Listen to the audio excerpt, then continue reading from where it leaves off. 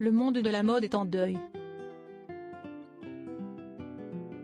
2 semaines après la disparition de Vivienne Westwood, les amoureux des catwalks pleurent la mort d'une autre de ses icônes, Tatiana Patitz.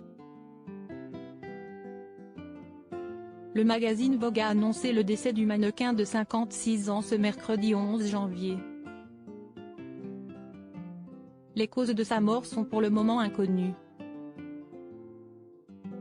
Née à Hambourg en 1966, la quinquagénaire avait été l'un des premiers top modèles à être connue dans le monde entier dans les années 1990, aux côtés de Naomi Campbell, Christy Turlington, Linda Evangelista ou encore Cindy Crawford.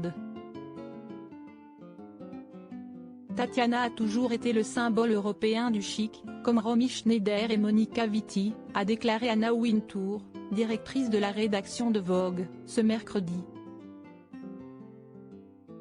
Elle était beaucoup moins visible que ses pairs, plus mystérieuse, plus adulte, plus inaccessible, et cela avait son propre attrait, a-t-elle poursuivi. Tatiana Patitz n'était en effet pas comme les autres mannequins.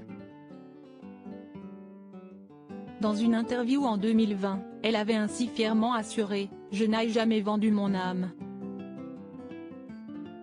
Supérieure à Gaspard Ulliel, Dany, Elisabeth II, ces tragiques décès de personnalités qui ont marqué l'année 2022 de garçons manqués à supermodel fille d'une Estonienne et d'un Allemand, Tatiana Patitz avait déménagé avec sa famille à Skanor, une station balnéaire dans le sud de la Suède, alors qu'elle était encore jeune.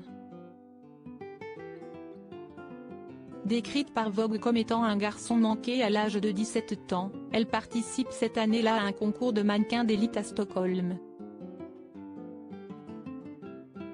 Par ailleurs cavalière passionnée, elle arrive 3e du classement en Suède et remporte un voyage à Paris assorti à un contrat à durée limitée avec une agence de mannequins.